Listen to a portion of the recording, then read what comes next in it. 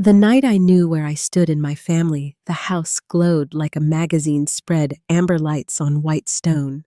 A driveway bowed into a perfect half moon, and a valet who looked at my old sedan as if it had scuffed his shoes. The front door opened before I could knock.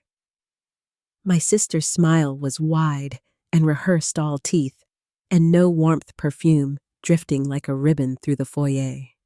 Behind her, crystal chimed a soft, private symphony, glasses touching cutlery resting just so on plates that cost as much as my rent.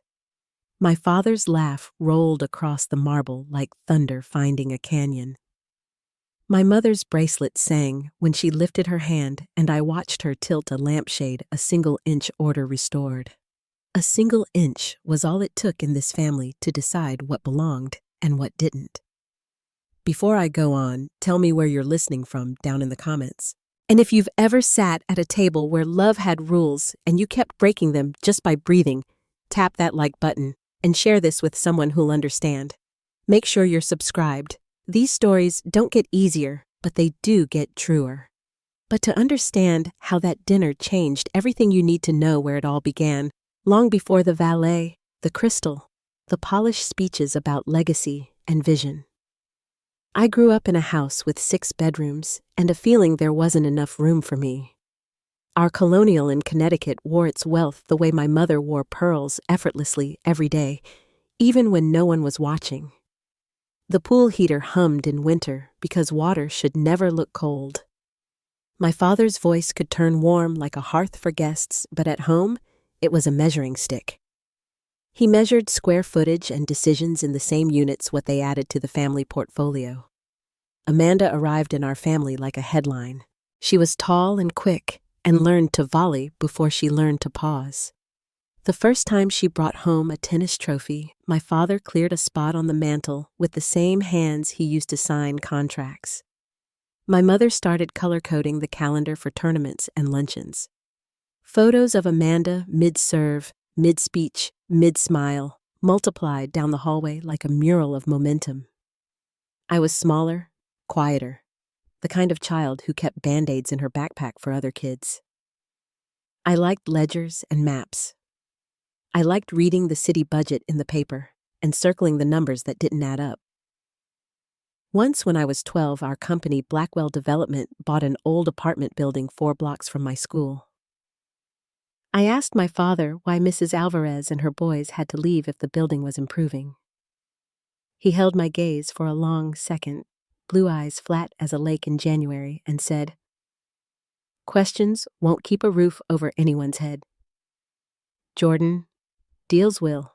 I learned 2 things that night: what my father valued, and how quickly curiosity can be recast as disloyalty. At the dinner table, our mother served success alongside roast beef. She carved slices of praise for Amanda so thin they folded prettily on the plate. For me, she sprinkled advice like salt. Stand straighter, polish your shoes. Don't be stubborn, and then set the shaker back exactly where it belonged. When relatives came, they told stories that began with, "When Amanda," and ended with applause.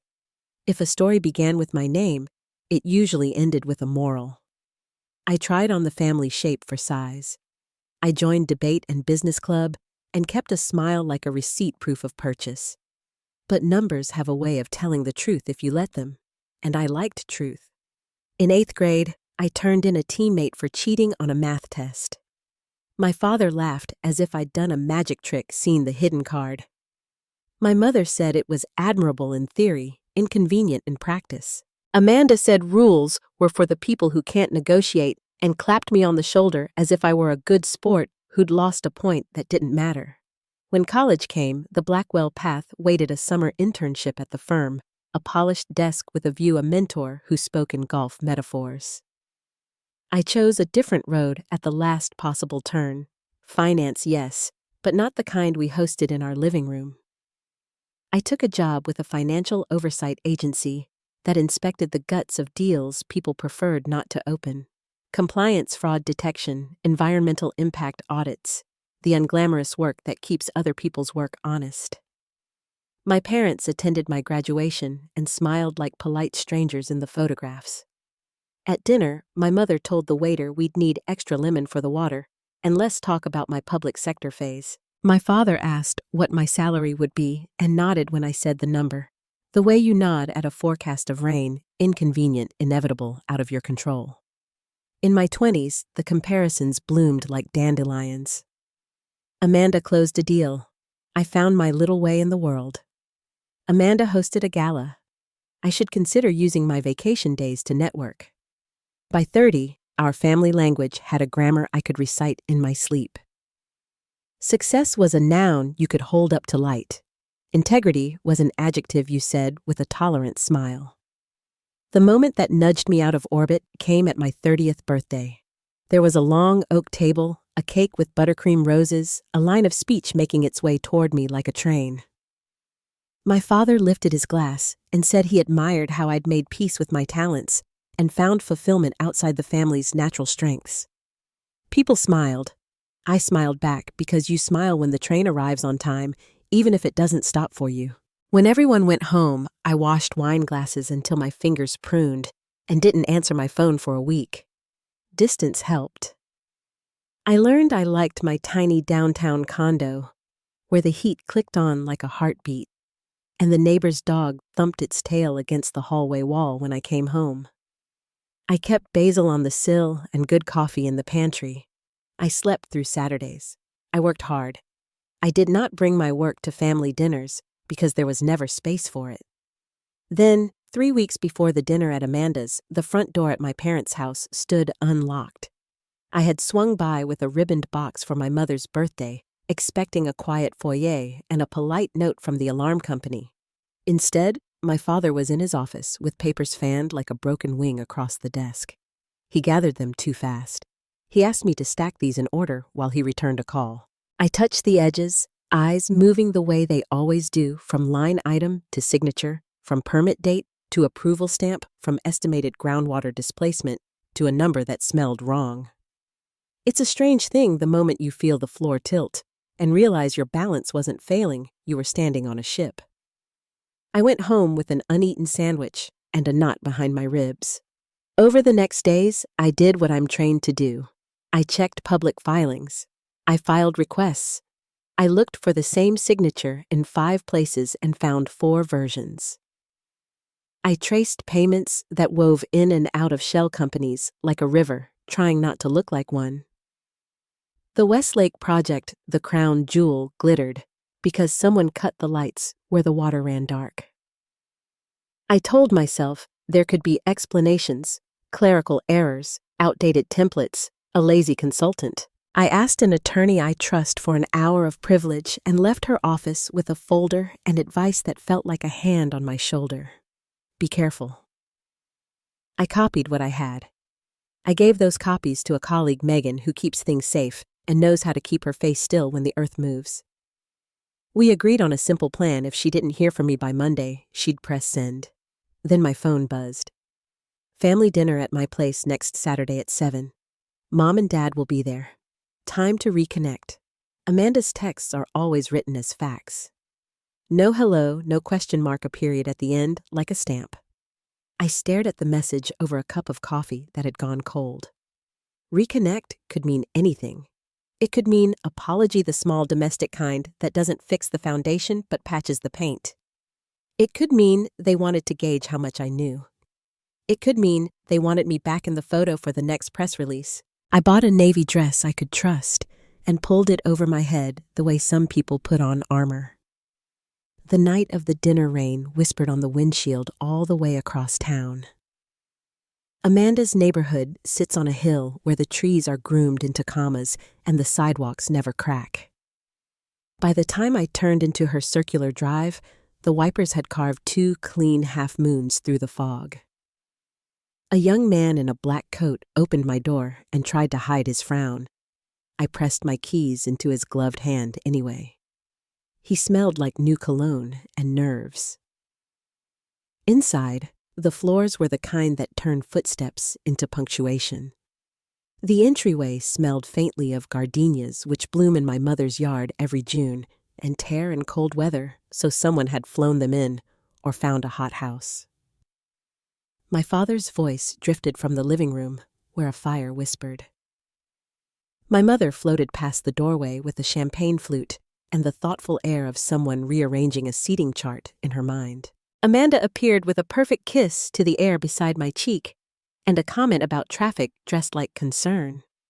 "Jordan, you made it," she said, the syllables warm as a heated towel. "I said I would," I answered, keeping my eyes level. On the mantel, a silver frame held a photo of our family standing on a half-built balcony, hard hats tilted to catch the light. Behind us, the city stretched its back to the river. Amanda's arm circled my waist in the picture, a gesture that looked like closeness and felt like claim. In another frame, an invitation, Westlake, a vision for tomorrow. The paper was thick enough to stop a small bullet. We moved toward the dining room.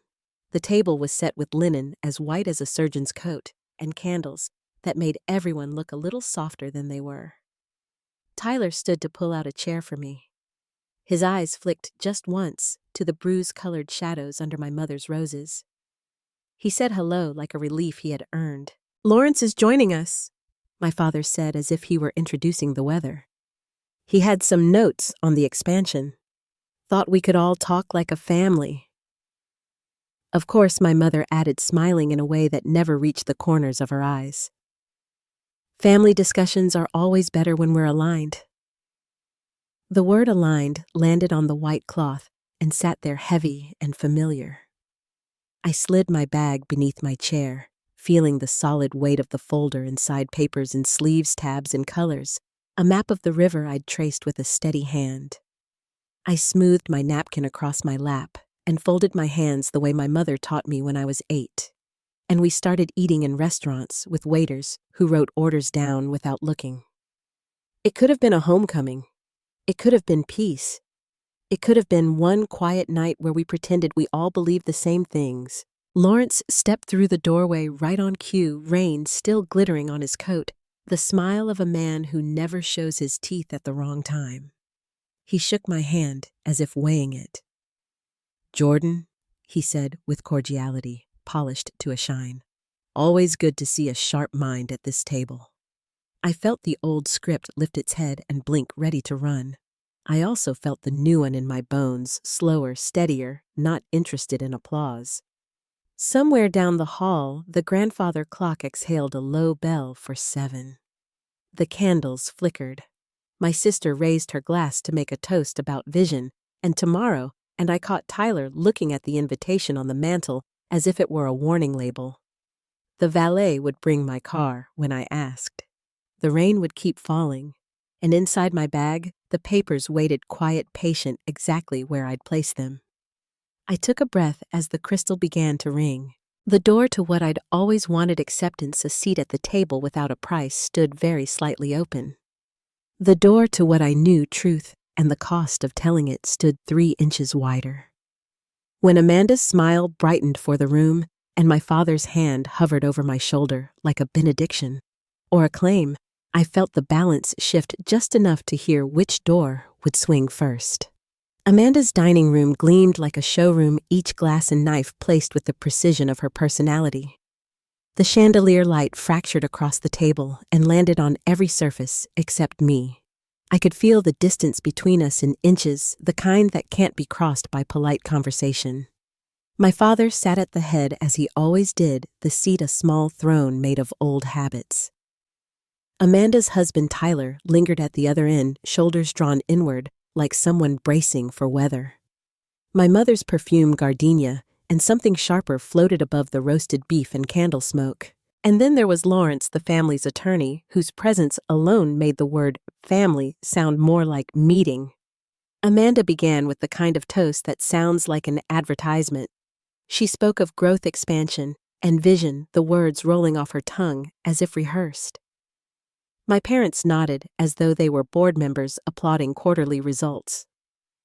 When the applause ended, my father looked straight at me. "You've been quiet, Jordan," he said.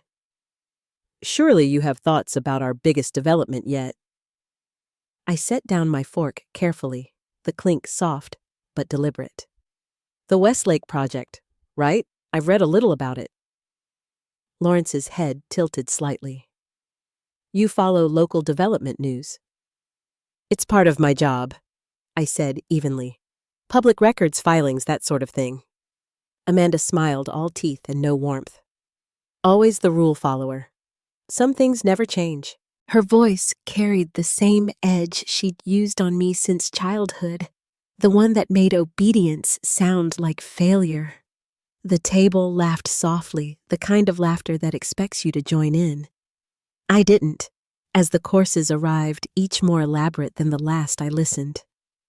My parents and Lawrence tossed around figures, acres, profit margins, projected returns. They spoke about land as if it were chessboard squares, about people as if they were statistics. The words slid across the polished table, smooth and practiced. When Amanda mentioned revitalizing a neighborhood, I heard the lie in it. I thought of the reports on my desk, the numbers that didn't add up, the community that was supposed to disappear quietly. What happens to the residents already there? I asked. Amanda's fork paused in midair. They'll be compensated. Fair market value, of course. Most of them are renters, I said. Her smile thinned. Then that's their landlord's problem, not ours. We create jobs, Jordan. We don't babysit. The silence that followed felt like a shift in temperature. My father cleared his throat, his expression hardening. We're talking about progress. You've never understood that. You'd rather stall business with your paperwork and red tape. I looked down at my plate, the beef untouched. My pulse was steady, my voice even. Paperwork keeps people honest.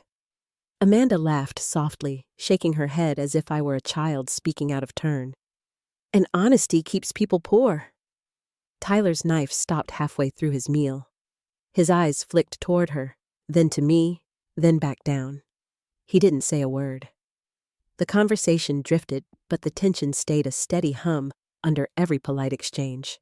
I could feel their unease when I spoke, the way Lawrence's gaze lingered too long, searching for the outline of what I might know. When dessert arrived, a delicate chocolate tower balanced on spun sugar, no one touched it. The sweetness belonged to another world. Amanda finally broke the quiet.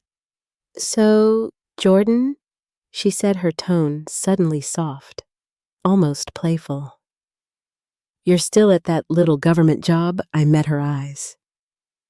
Yes, still helping keep companies like ours from breaking the law. The air turned sharp. My mother's fingers tightened around her wine glass. My father's smile vanished. Lawrence's pen tapped once against the tablecloth. Then Amanda laughed again, louder this time, the sound brittle. You really do think you're some kind of savior, don't you? Always judging, always assuming you're above the rest of us? I kept my voice calm. I just think laws should apply to everyone. That was when I saw it, the flicker in my father's eyes, the faint panic he tried to hide behind control. It lasted half a second, but it told me everything. They knew what I was hinting at. They knew I had seen something I shouldn't have. Lawrence leaned forward, his tone professional. Careful, Jordan. Words like that can be dangerous if they're misunderstood. I'm speaking clearly, I said. Maybe that's the problem. Amanda pushed back her chair and stood. You sound paranoid. You've been reading too many of your own reports. My father's voice rose just enough to fill the room. Enough. You will not sit in this house and accuse your family of anything improper. We built everything you have. My mother added, and you repay that by throwing around insults. I felt something inside me give way, not a crack but a release. I'm not accusing, I said quietly. I'm confirming. The words hung between us like smoke. Amanda's face changed. Whatever mask she wore for social gatherings dropped away, replaced by something raw. She came toward me, the click of her heels, the only sound in the room. Her hand moved faster than my thoughts. The slap came with a sharp, echoing crack that seemed to stop the air itself. My head snapped to the side, the taste of iron blooming on my tongue. For a moment, no one moved. Then, my father's low chuckle broke the stillness. "That's my girl," he said, pride threaded through his voice. My mother actually clapped once, soft and satisfied. Amanda leaned close enough for me to feel her breath. "You have 15 minutes to leave my house," she whispered. "Take your pathetic moral compass and go." I looked around the table. Lawrence pretended to read a text. Tyler stared at his plate, pale and silent. No one spoke for me. No one ever had. The sting on my cheek pulsed, matching the thud of my heart. But beneath it, something else began to rise, steady, deliberate, impossible to suppress. It wasn't anger exactly. It was the end of fear. I reached for my bag, sliding it onto my lap. My hands didn't shake. Inside was the manila folder, the one I had spent weeks building, the one I had promised myself I wouldn't use unless I had to. Amanda was still standing over me when I placed it on the table. The sound was soft, but final. "Then I suppose you only have 5 minutes," I said. Her brow furrowed. "What's that supposed to mean?" I opened the folder and turned it toward them, page after page, neatly labeled and sleeved. Environmental studies, forged permits, bank transfers, everything I had found. My father's color drained. Lawrence's fingers froze over his phone. The candles flickered, bending light across their faces like a slow confession. "This is what your progress looks like," I said quietly. "Fraud, bribes, contamination reports you buried, it's all here." Amanda reached for the folder, but I pulled it back before her fingers touched it. "Don't I said? You'd only add theft to the list. You would destroy your own family for this," my mother asked, her voice trembling between disbelief and rage. "I didn't destroy anything," I answered. "You did when you decided people's homes were expendable." My father tried to regain his tone of authority. "You will hand over every copy of those documents and walk out of here. Do you understand me?" "I understand perfectly," I said. "And I've already made copies. My attorney has them. So does someone at my office. If anything happens to me, they go straight to the state and federal investigators." For the first time that evening, no one spoke. Amanda's jaw worked silently, the pulse in her neck visible. Lawrence's mouth opened, then closed again. Tyler finally looked up, his eyes glassy.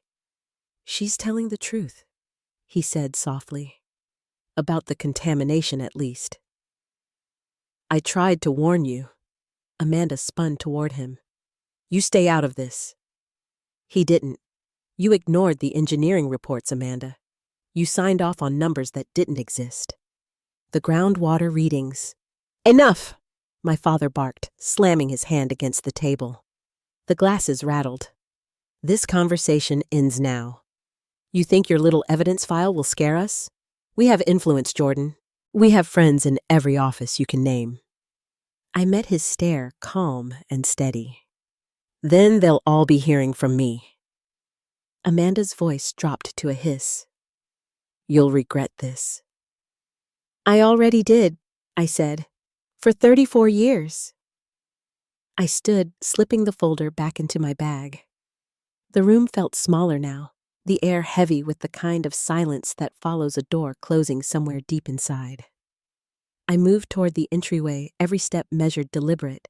My father called after me, his voice hard with warning. "You're making the biggest mistake of your life." I turned once, my hand on the doorknob. "No," I said softly. "That was waiting for your approval." Outside, rain still fell over the manicured lawn, beads of water racing down the windshield of my car. The valet wasn't at his post. I walked across the wet stone in heels that echoed like a heartbeat, every step washing the night cleaner. Inside the car, my reflection in the dark window looked like someone I hadn't met before. Tired, yes, but unbroken. The red mark on my cheek had begun to fade into a deeper color. It pulsed warm and alive, a reminder that I'd finally stopped letting them write my story. The rain thickened as I started the engine. I didn't look back at the house. I already knew what was behind me, light that only ever shone for itself. Ahead was darkness, but at least it was mine to walk through. When I reached the main road, the wipers cut through the storm in rhythmic strokes, and for the first time in years, the sound didn't unsettle me. It was steady, almost like breathing. I pressed my hand against my cheek, felt the sting, and whispered into the empty car, not as a promise or a threat, but as a simple truth. It's over. But I knew it wasn't, not yet. The streetlights blurred in the rain as I drove home, each one bending through the windshield like a memory trying to fade. My hands trembled on the steering wheel, the pain on my cheek, a pulsing echo of what I had left behind. I didn't remember the turns or the traffic lights, only the hollow quiet that settled once the storm outside matched the one inside me. By the time I parked outside my condo, exhaustion had hardened into something steadier. I sat in the car for a long time, listening to the rain tick against the roof, letting the truth of what had just happened sink in. They hadn't just rejected me. They had confirmed what I'd always feared. Love in that family was a transaction, and I had stopped paying the price. Inside, the clock on the wall blinked past midnight. I turned on one lamp, the kind with a warm yellow light that softened the edges of the room. My reflection in the window looked older than I remembered, the faint bruise rising beneath my makeup like a confession I couldn't hide. I took photos of my face, each one clinical and steady, then sent them to my attorney's secure line with a short message. Incident occurred tonight. Physical assault, verbal threats, evidence intact. The air smelled faintly of coffee grounds and rain. I sat at the kitchen table, hands wrapped around a mug, though it was empty, and tried to steady my breathing. Every few minutes, my phone lit up again. Amanda's name first, then my father's, then Mom. The messages stacked like insults. You're hysterical. Fix this before it's too late. You'll regret what you've done. You've disappointed us completely. I didn't reply. I turned the phone face down and let the screen go dark. At dawn, when the city was still half asleep, I sent one more message, this time to Megan, my colleague. I'm safe. Proceed with the plan. Schedule attorney meeting. ASAP. Then I closed my eyes for a few hours' sleep, coming in brief, jagged pieces. By morning, the bruise had deepened into violet and gray. I covered it as best I could before driving to my attorney's office downtown. The building smelled faintly of paper and polish, a calmness that steadied me. Diane Torres, my lawyer, was already waiting. She studied me with quiet concern as I sat down across from her desk. This is strong evidence, Jordan, she said after scanning the files again. But you're facing people who don't lose easily. They'll fight this with every dollar they have. I nodded. I'm not doing this for revenge. I just can't let it keep happening. Diane folded her hands, her voice gentle but firm. Then we'll protect you first and build from there. You've documented everything perfectly. That's a start. Before we could continue, my phone rang from an unfamiliar number. Against my better judgment, I answered. Jordan, it's Tyler. His voice was low-strained, as if he were speaking from behind a closed door. I need to see you, not on the phone. Diane met my eyes and raised a brow in silent question. I thought for a moment, then said, "The coffee shop on 7th. 1 hour. Alone." Tyler was already there when I arrived. He looked like he hadn't slept, his collar unbuttoned. His hands wrapped tightly around a cup gone cold. When he saw me, his expression faltered at the sight of the bruise. "I'm sorry," he said quietly. "For what happened, for what I didn't stop." I slid into the booth across from him. "Why are you here, Tyler?" He reached into his jacket pocket and placed a small flash drive on the table. "Because you were right about everything. The reports, the payments, the falsified signatures. I have internal files, engineering assessments, lab results, emails. It's worse than you think." I stared at the flash drive without touching it. "This could implicate you too." "I know," he said, "but I can't keep covering for them. They've been cutting corners for years, but Westlake, it's poisoned, literally. There's benzene leakage from the soil. If that water reaches the residential wells..." He stopped, his voice breaking. 300 families could lose more than homes. They could lose their health. Maybe their lives. I sat back, feeling the weight of what he was saying. Why now? Because last night changed everything, he said. When Amanda hit you when they laughed, it was like watching who they really are, not who I pretended they were. I can't live inside that lie anymore. The coffee between us had gone cold, untouched.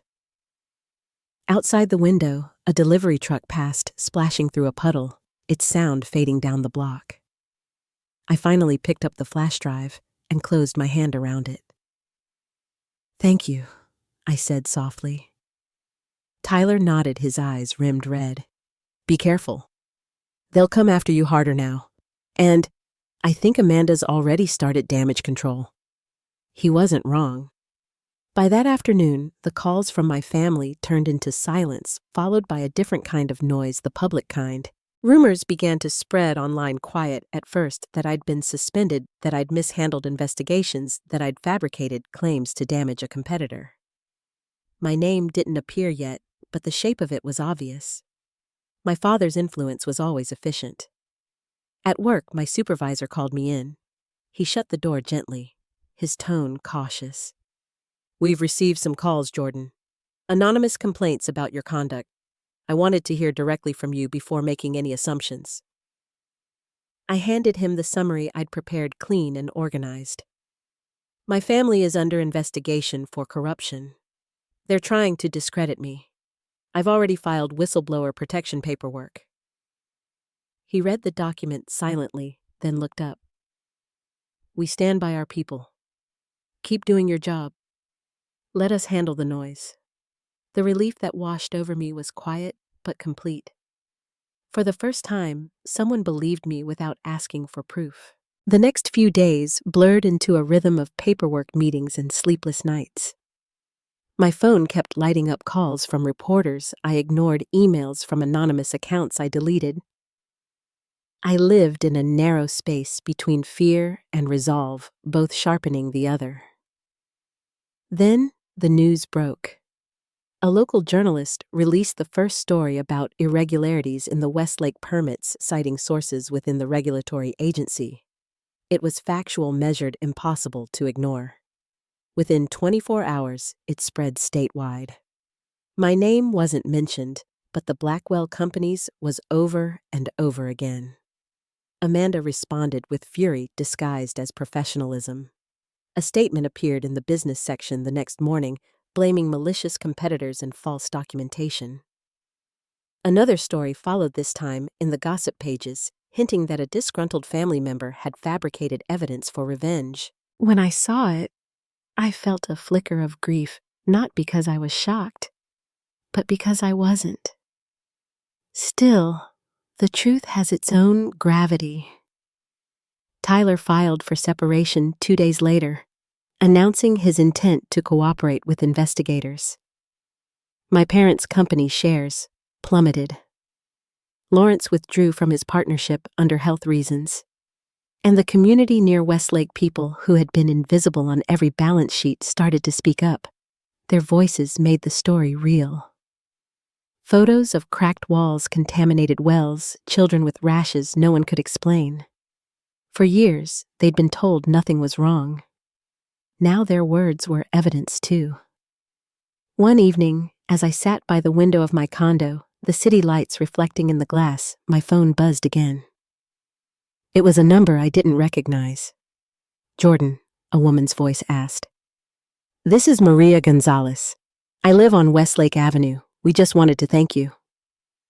Her voice wavered, full of a gratitude I didn't feel I'd earned. "They told us you were fighting for us."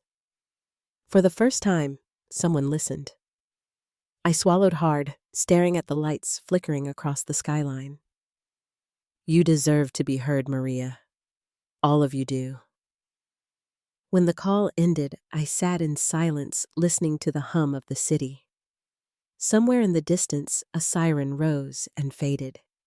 It struck me then that truth doesn't feel like victory. It feels like air finally clearing after a storm. You can breathe again, but you still smell the rain. The following week, I walked into Diane's office again. She handed me a folder stamped Federal Inquiry. "It's official," she said. "Environmental crimes, corruption, falsified documents. They're opening the case." I exhaled slowly, the sound closer to a sigh than relief. "So it begins. It already began," she said gently. "You just had the courage to finish what they started." That night, I came home to find a single envelope under my door. Inside was a note written in my mother's perfect cursive. "There's still time to stop this. Think of your future." I placed it beside the bruised photographs and the flash drive. It didn't anger me anymore. It only confirmed that they were still trying to bargain with a version of me that no longer existed. Outside, rain began to fall again, softer this time, the sound like breath on glass. I turned off the lights and stood at the window until the street blurred into a wash of silver and shadow. For the first time in years, I wasn't waiting for anyone to tell me what came next. I already knew. It was coming, and this time, it would belong to me. The first hearing was scheduled in late spring. The courthouse sat at the top of a hill overlooking the city, clean, quiet, and unassuming. I stood outside for a moment before walking in, feeling the cool wind push across my face.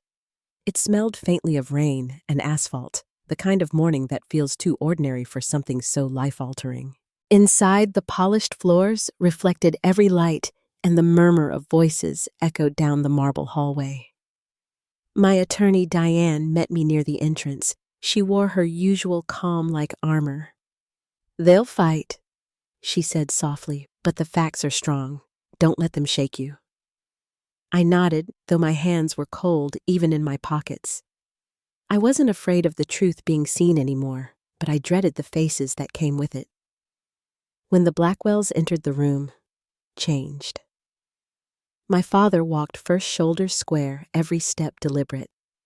Amanda followed a few paces behind, her hair pulled back tight, her expression rehearsed for sympathy. My mother looked smaller than I remembered, her eyes scanning the benches until they met mine. She looked away first. The judge's gavel brought silence. It wasn't the beginning of a family reckoning. It was the beginning of accountability. The state presented the environmental data, the falsified reports, and the payments to council members. Diane guided me through my testimony carefully, her voice steady, her questions measured. Each document I recognized felt like a heartbeat. Each photograph, a reminder that this had never been just about business. It was about people drinking poisoned water, children getting sick, homes built over lies. Amanda's lawyers objected often, their voices clipped and sharp. My father whispered to her during breaks, his face unreadable except for the tightening of his jaw. Lawrence sat behind them, silent now, a man shrinking into the weight of his own choices. When it ended for the day, I walked out into the gray afternoon and sat on the courthouse steps. Tyler was waiting there.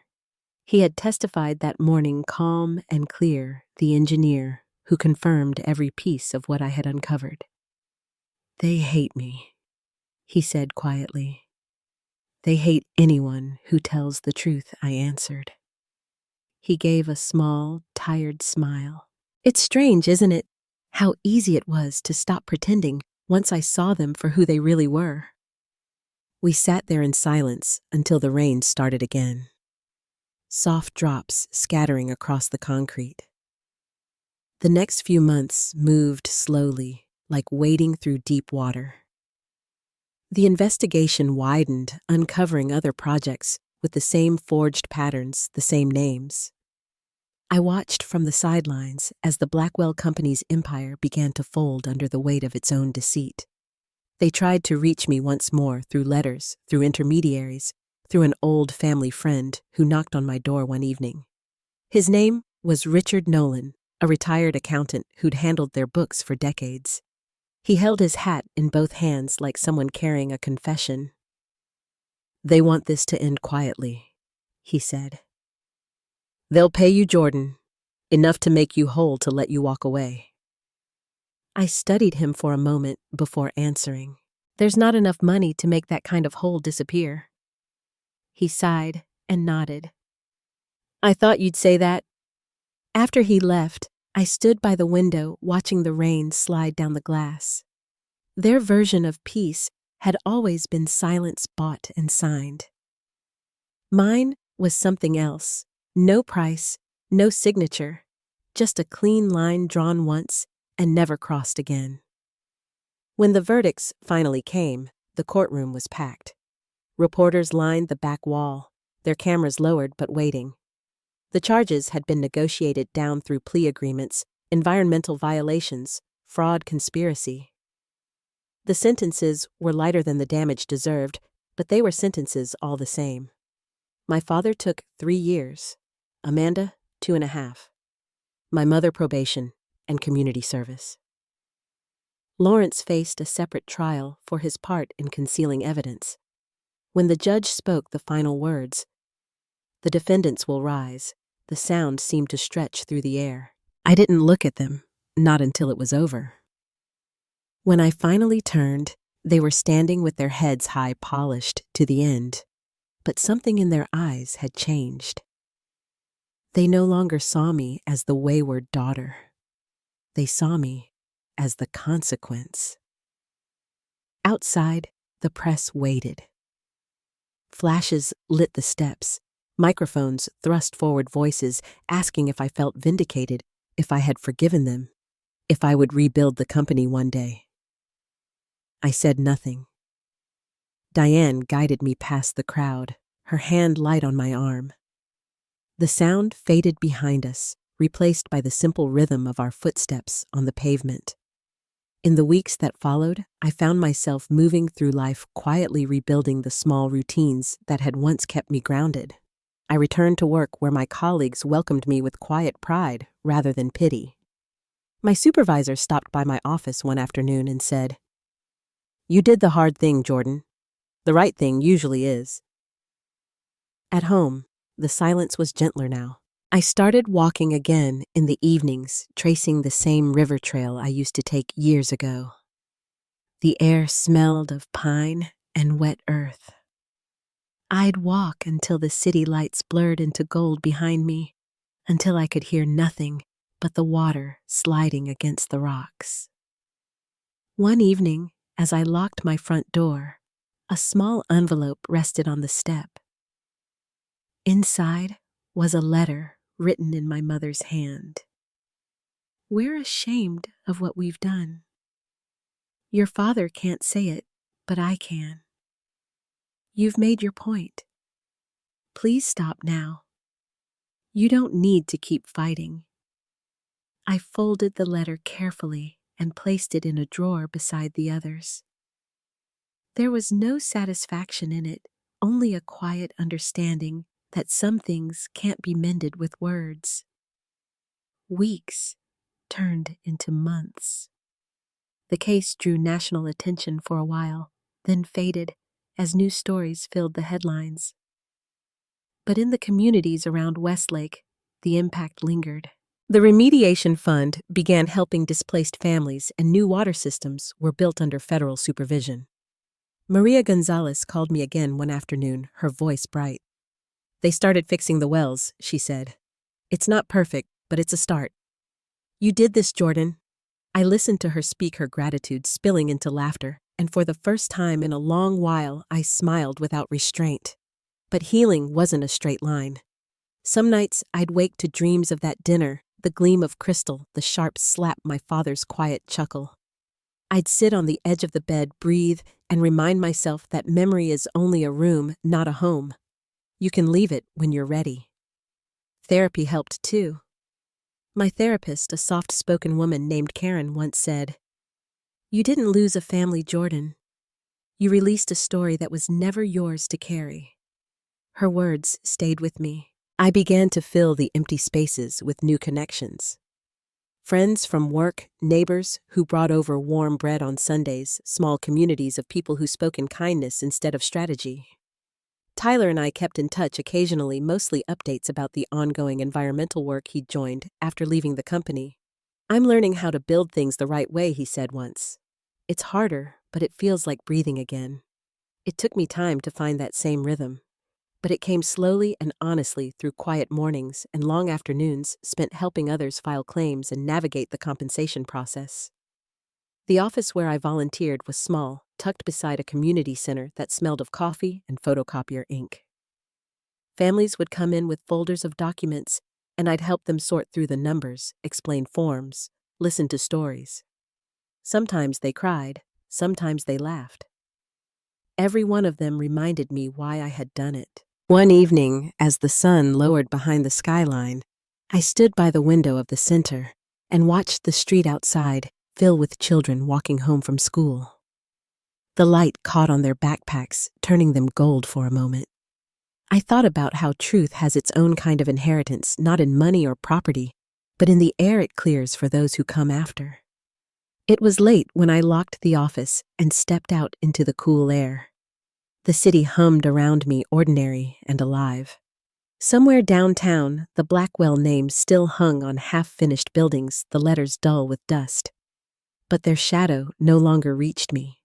I walked toward the subway entrance, the street lamps flickering above, and for the first time in years, I felt light. Not victorious, not triumphant, just free in the quiet way that truth allows. Still, as I descended the steps, I knew there was one more chapter left, something I had to face before the past could settle completely. It would come soon, carried in the last envelope that still waited to be opened. The last envelope waited on the kitchen counter for nearly a week before I opened it. It was pale cream, with my name written in my mother's careful handwriting, the kind she once used for birthday invitations when I was a child. Every morning, I'd pass it on my way to make coffee, pretending I didn't notice how the paper curled slightly at the corners. When I finally tore it open, the letter inside was brief. Just 3 paragraphs written in blue ink. "We've accepted our sentences. The house has been sold. I hope one day you'll remember us for something other than this. I still set a place for you in my thoughts. Be well." There was no apology, no request. Just an echo of what might have been love if it had learned how to speak plainly. I folded the letter back into its envelope and placed it in the drawer with the others, not as evidence this time, but as history. That night, I slept without dreams. Spring came early that year. The snow melted fast, leaving the sidewalks wet and glistening in the morning sun.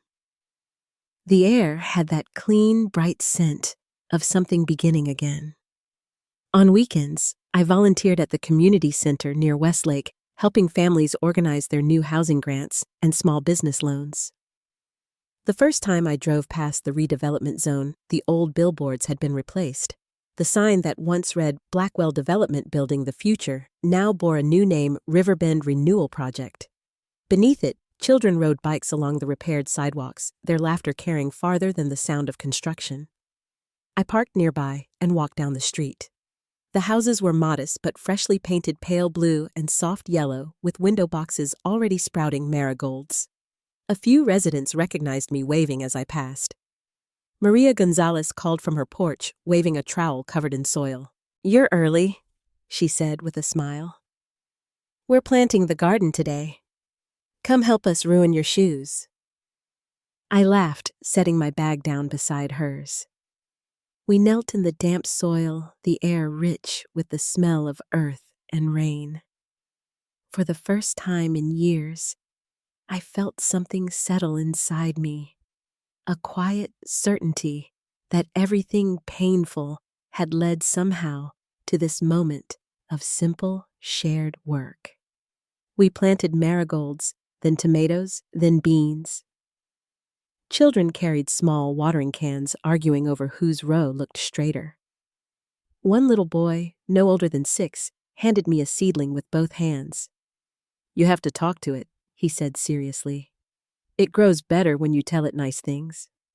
I smiled and pressed the roots into the soil. "Then it's going to grow beautifully." Later, as the sun began to drop behind the rooftops, I looked around at the families laughing and working together, their voices rising and falling like a soft tide.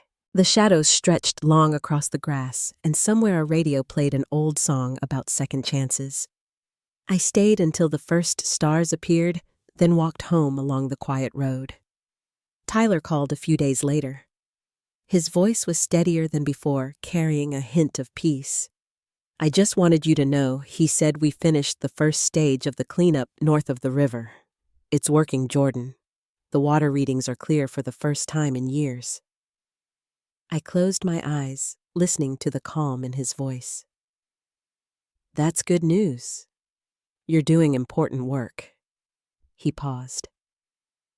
"So are you." There wasn't much more to say. We both understood that some connections survive not because of shared pasts, but because of shared conscience. After we hung up, I sat by the window for a while, watching the light move across the floor like water. In therapy, Karen once told me that healing rarely announces itself. It shows up quietly in the mornings, when you forget to dread the day, or when you realize you haven't replayed an argument for weeks. I thought of her words often as I found new rhythms, mornings at work, evenings at the river trail, Sundays spent with friends who asked nothing of me except presence. Sometimes, when I passed by the courthouse on my way to the office, I would see families waiting on the steps, people holding folders and documents, faces tense but hopeful. I remembered what it felt like to walk through those doors believing truth might cost more than it was worth. It hadn't been free, but it had been worth everything. One late afternoon, Diane invited me to her office to sign the final paperwork for the compensation fund. The fund had grown beyond Westlake, expanded to cover cleanup grants across several counties. She smiled as she slid the documents across the table. "You started something bigger than you realize," she said. "You didn't just end a case. You changed a system." I smiled faintly. "I just wanted people to have a fair chance." "That's exactly what you gave them." When I stepped outside, the light was golden, the kind that makes everything look momentarily sacred. Cars passed slowly on the wet street, their tires whispering against the pavement. Across the way, a father was teaching his daughter to balance on a bicycle. Her laughter rang through the air like a promise.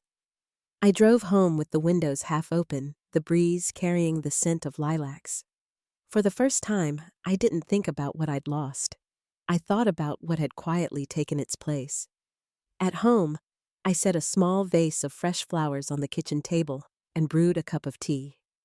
The apartment was filled with soft light, the kind that doesn't demand attention, but simply lingers. I opened the balcony door and stepped outside. The evening was warm, the air gentle. From somewhere down the street, a piano played a slow, familiar melody, hesitant but tender. I leaned against the railing, listening. The sound drifted up through the open air, weaving between the city noises until it felt like it belonged to me. I thought of my parents then, not with anger, but with distance. I no longer wished for them to understand me. Some stories never reach that kind of ending, and that was all right. What mattered was that I had stopped letting their silence define mine. The sky turned amber, then violet, the horizon fading into soft gray. Somewhere beyond the city, night settled over the hills. I breathed deeply, letting the quiet fill the spaces where noise used to live.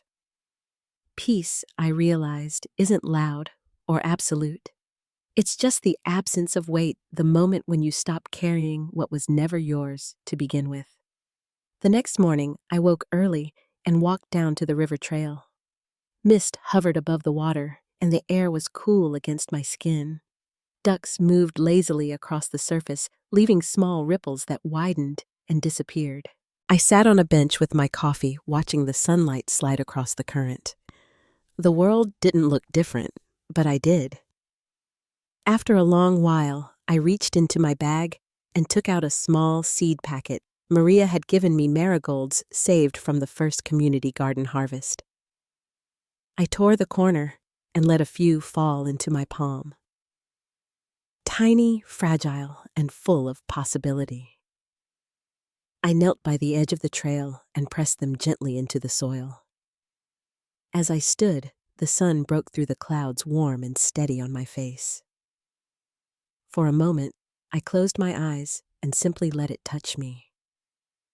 Somewhere behind me, the city stirred, a bus engine, a dog barking, the low hum of a world still learning how to keep moving. I smiled and whispered, mostly to myself, "We made it through."